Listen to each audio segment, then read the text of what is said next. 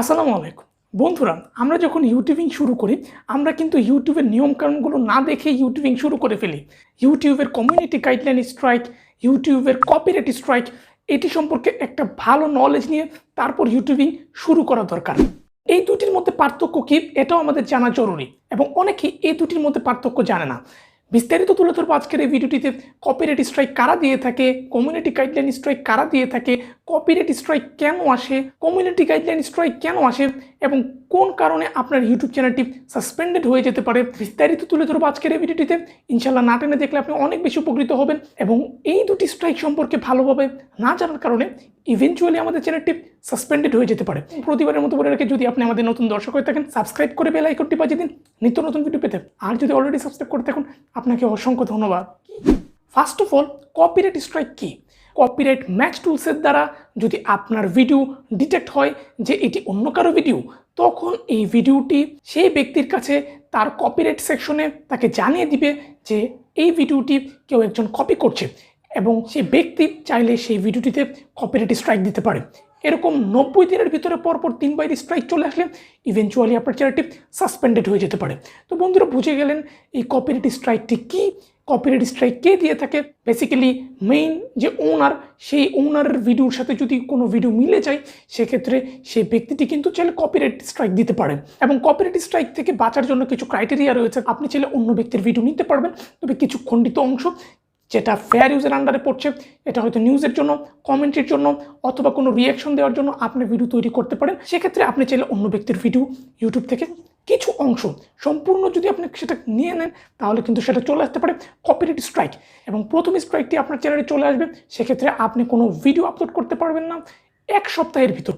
দ্বিতীয় স্ট্রাইকটি যদি চলে আসে আপনি কোনো ভিডিও আপলোড করতে পারবেন না 2 সপ্তাহের ভিতর এবং তৃতীয় স্ট্রাইকটি যদি চলে আসে আপনার চ্যানেলটি পার্মানেন্টলি সাসপেন্ডেড হয়ে যাবে। তো বন্ধুরা, বুঝতে পারলেন এই কপিরাইট স্ট্রাইকটি কেন আসে, কী জন্য আসে, বেসিক্যালি কে দিয়ে থাকে, কেন দিয়ে থাকে। দ্বিতীয় ক্ষেত্রে আসা যাক, কমিউনিটি গাইডলাইন স্ট্রাইক কী, কমিউনিটি গাইডলাইন স্ট্রাইক কে দিয়ে থাকে, কেন দিয়ে থাকে। বেসিক্যালি কমিউনিটি গাইডলাইন স্ট্রাইকটা হচ্ছে ইউটিউবের যে কমিউনিটি গাইডলাইনে যে সকল জিনিস বলে দেওয়া আছে সেই সকল বহির্ভূত কোনো কাজ যদি আপনি আপনার ভিডিওতে করে থাকেন সেক্ষেত্রে, ফর এক্সাম্পল এরকম কোনো কাজ যেটার কারণে পুরো একটি কমিউনিটি বা কোনো একটা সোসাইটি হার্মফুল হতে পারে। ফর এক্সাম্পল আপনি কোনো হ্যাকিং টুলস দিচ্ছেন, অথবা আপনি কাউকে কোনো ক্ষতিগ্রস্ত কোনো কিছু আপনার ভিডিওতে দিচ্ছেন, অথবা এমন কোনো তথ্য দিচ্ছেন তার কারণে কেউ ক্ষতিগ্রস্ত হতে পারে, এক্ষেত্রেও কিন্তু আপনার চ্যানেলটি কমিউনিটি গাইডলাইন স্ট্রাইক আসতে পারে। Basically hateful, harmful, spamming, scamming এই ধরনের ব্যাপারে কিন্তু ইউটিউব একদম স্ট্রিক্ট। এটি হচ্ছে কমিউনিটি গাইডলাইনের বহির্ভূত। ইউটিউব কোনোদিনও চায় না যে আপনার ভিডিওর দ্বারা কেউ ক্ষতিগ্রস্ত হোক বা আপনার কারণে কোনো একটা কমিউনিটি ইউটিউব থেকে চলে যাক বা অনেকে ইউটিউবকে অ্যাভয়েড করতে শুরু করুক, ইউটিউব থেকে অডিয়েন্সরা চলে যাক। সুতরাং বুঝতে পারছেন এরকম কোনো জিনিস দেওয়া যাবে না। অর্থাৎ হেটফুল, হার্মফুল যেগুলো কন্টেন্ট রয়েছে অথবা সেক্সুয়াল কন্টেন্ট, আপত্তিকর কন্টেন্ট, এই ধরনের কন্টেন্ট কোনোদিন আপনি আপনার ইউটিউব চ্যানেলে আপলোড করবেন না। অর্থাৎ এই ধরনের কাজ করে থাকলে আপনাকে কমিউনিটি গাইডলাইন স্ট্রাইক দিতে পারে। পরপর 3 স্ট্রাইক চলে আসলে আপনার চ্যানেলটি ঠিক একইভাবে সাসপেন্ডেড হয়ে যাবে।